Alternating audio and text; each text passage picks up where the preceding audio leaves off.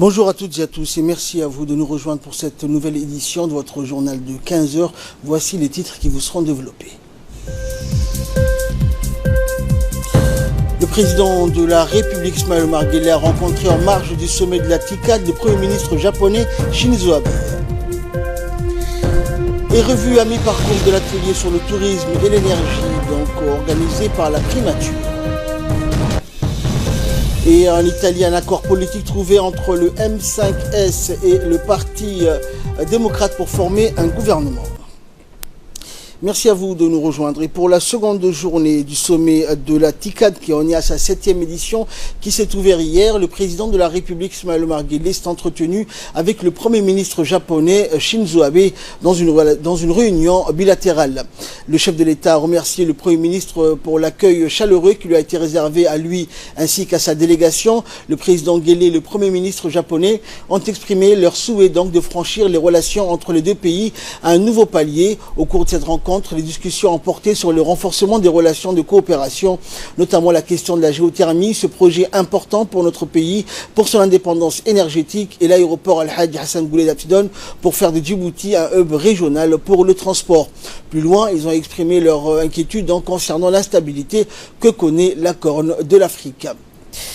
Et à présent, nous allons vous présenter donc un document relatant donc les relations bilatérales entre la République de Djibouti et le pays du soleil levant. C'est un document de la rédaction et un commentaire de Saïd Halatou.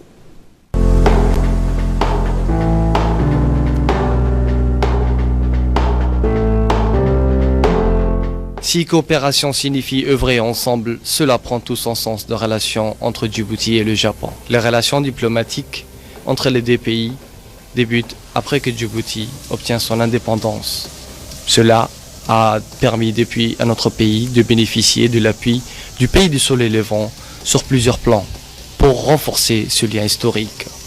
Le Japon, comme toujours, dans le passé, a travaillé main dans la main avec Djibouti pour l'accompagner dans ses efforts dans l'industrialisation et la modernisation, et depuis explorant de nouveaux pôles de coopération.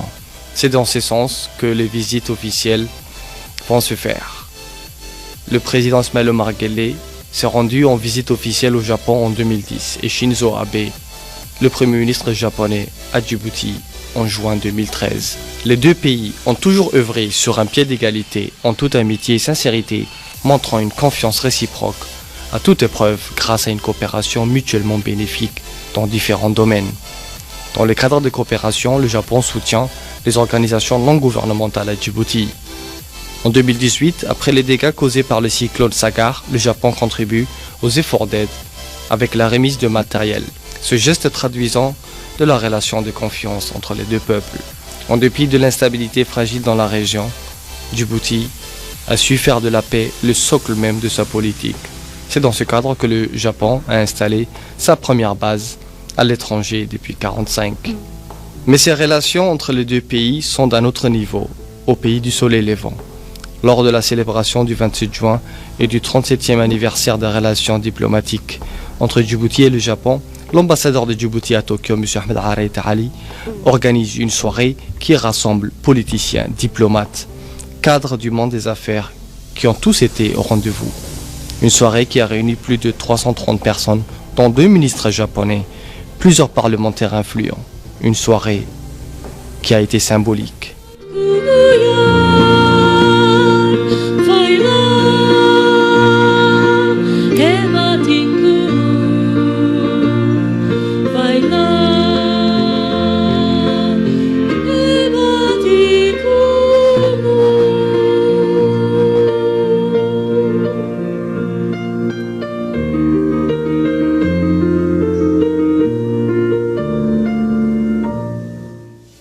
Djibouti et le Japon partagent des valeurs fondamentales comme la paix, la prospérité et la solidarité. Les relations d'amitié et de coopération entre les deux pays ont depuis jamais cessé de s'accroître et ont été qualifiées d'excellentes par les deux parties. Également, donc, en marge de ce sommet de la TICAD, un forum s'est tenu. Ce forum invitait les hommes d'affaires et les chefs d'entreprise d'Afrique à partager les possibilités et la vision de faire des affaires en Afrique. C'est dans ce cadre que le président des autorités des ports et des zones franches de Djibouti, Aboubakar Omar Hadi, a dans une exposition présenté une projection portant sur les opportunités d'investissement ainsi qu'un large éventail d'informations que présentent les architectures économiques portuaires, mais aussi les zones franches, et cela devant un parterre de potentiels hommes d'affaires japonais intéressés par la géostratégie de Djibouti, véritable porte d'entrée vers le continent, mais aussi rôle moteur donc que joue Djibouti dans l'intégration économique régionale vers le COMESA. Après la présentation, le président a pris part donc à une série de questions-réponses qui voulaient donc savoir plus, en somme, une interaction pertinente sur des discussions d'affaires et qui ont porté ses fruits. Une vaste séance de restitution à mi-parcours d'intenses travaux de réflexion, d'échange et d'analyse lancés le 18 août dernier au sujet de projets sectoriels de développement sous l'égide du Premier ministre s'est déroulé ce matin au Palais du Peuple. Baptisé laboratoire sectoriel, les orientations et recommandations finales issues de ces ateliers de concertation active sont destinées à disséquer largement des secteurs préalablement identifiés pour insuffler une dynamique nouvelle au processus de gestion du suivi et évaluation des performances des politiques publiques mises en œuvre par le gouvernement, et ce conformément aux objectifs visés par Djibouti donc dans sa vision 2035 et comprenant la stratégie globale de croissance accélérée de promotion de l'emploi. Ainsi, durant la quinzaine écoulée, des experts multisectoriels nationaux et internationaux se sont attelés d'abord à l'identification des priorités par secteur nécessaires à l'essor rapide et efficace dans deux domaines retenus, en premier à savoir l'énergie et le tourisme, le tout en mettant clairement en exergue des initiatives robustes, concrètes et détaillées ayant pour objet l'atteinte rapide d'objectifs concertés, bien ciblés, chiffrés et quantifiés. Et dans une courte allocution prononcée à cette occasion, le Premier ministre Abdelkader Kamel Mohamed n'a pas manqué de souligner que les discussions suscitées au sein de ces ateliers de réflexion qui aideront les autorités à développer davantage les potentialités des secteurs concernés. On l'écoute. Nous voilà réunis 2 semaines après le lancement officiel des ateliers des réflexions du secteur du tourisme et de l'énergie. J'ai tenu à organiser cette session ce matin pour m'assurer du bon déroulement de vos travaux qui sont à mi-parcours, mais aussi de vous encourager et d'apprécier les efforts et l'énergie que vous avez déployés durant ces 2 semaines pour répondre aux attentes de cette noble initiative. Je sais que le rythme de travail et l'exercice des réflexions, un groupe auquel vous êtes confrontés tous les jours, matin et après-midi, exige beaucoup d'abnégation, de concertation et d'assiduité. Cependant, sachez que tous vos efforts ne seront pas vains, mais au contraire contribueront au développement de notre économie en général.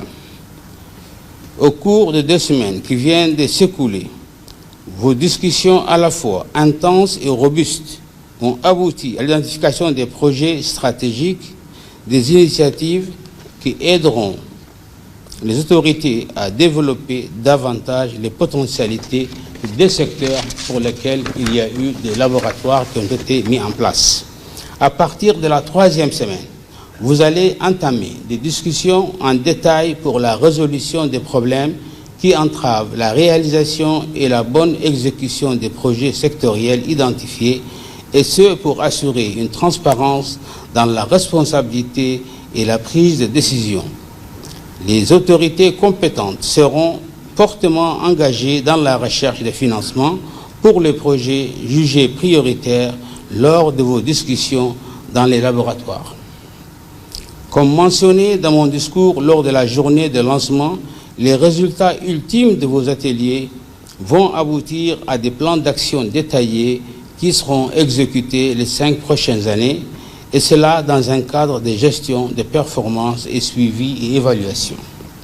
À cet effet, la future unité de suivi et évaluation des initiatives prioritaires, placée sous la tutelle de la primature, sera chargée d'accompagner les départements sectoriels dans la définition des indicateurs clés des performances ainsi qu'à la gouvernance des projets identifiés.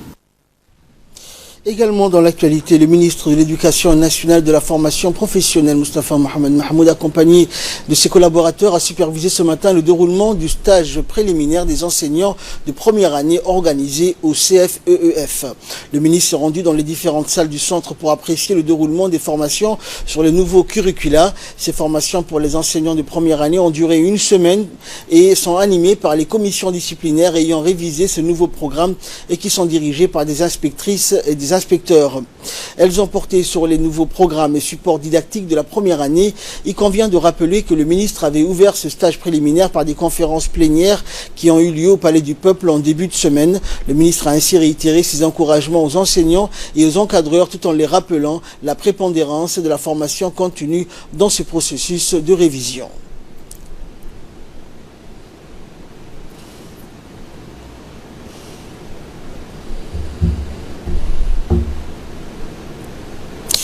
Les pluies saisonnières ont arrosé les régions de l'intérieur en altitude, notamment la région de Tadjoura. La force du vent a endommagé certaines habitations dans la ville blanche. Les précipitations étaient intenses dans la journée d'hier à Tadjoura, comme on a pu donc le constater sur place et par notre correspondant Loued de Marsaki à la sortie de Tadjoura vers Robok était en crue et la digue construite récemment pour protéger la ville blanche a bien résisté et a rempli ses fonctions. Selon les autorités, on ne signale aucune victime, seulement des dégâts matériels des foyers qui ont été endommagés. Les toitures de certaines habitations ont été soufflées et emportées par le vent, surtout en bordure de mer et dans les quartiers périphériques de la ville de Tadjoura.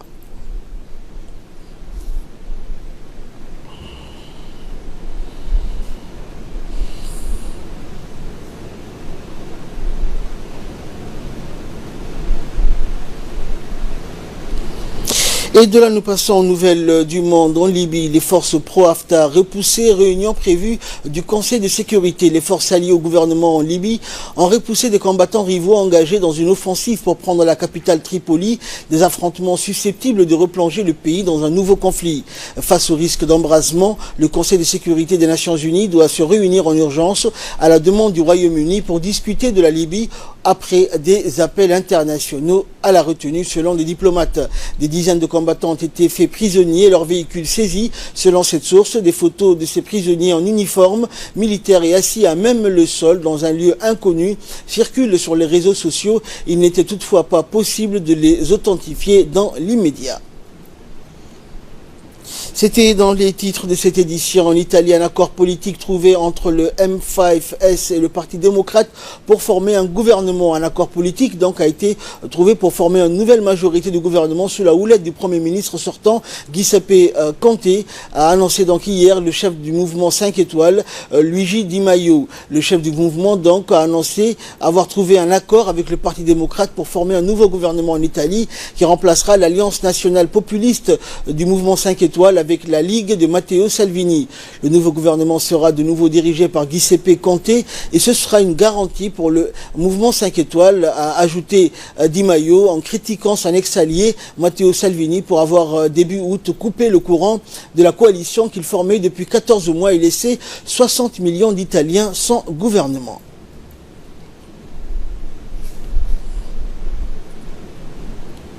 Et santé pour clore cette édition, retour en force de la rougeole en Europe. L'OMS appelle à intensifier la vaccination. L'Europe connaît une importante recrudescence des cas de rougeole selon l'OMS qui a appelé aujourd'hui à intensifier la vaccination, notamment dans 4 pays, dont le Royaume-Uni où elle était pourtant considérée comme éliminée. Les cas de rougeole flambent en Europe. La maladie ressurgit dans 4 pays, dont le Royaume-Uni, selon l'OMS qui a appelé donc à intensifier les vaccinations. Au total, 89 000 cas ont été recensés par l'OMS dans 48 pays européens au premier semestre 2019, soit plus du double par rapport à la même période de l'année dernière et d'ores et déjà plus élevé que pour toute l'année 2018.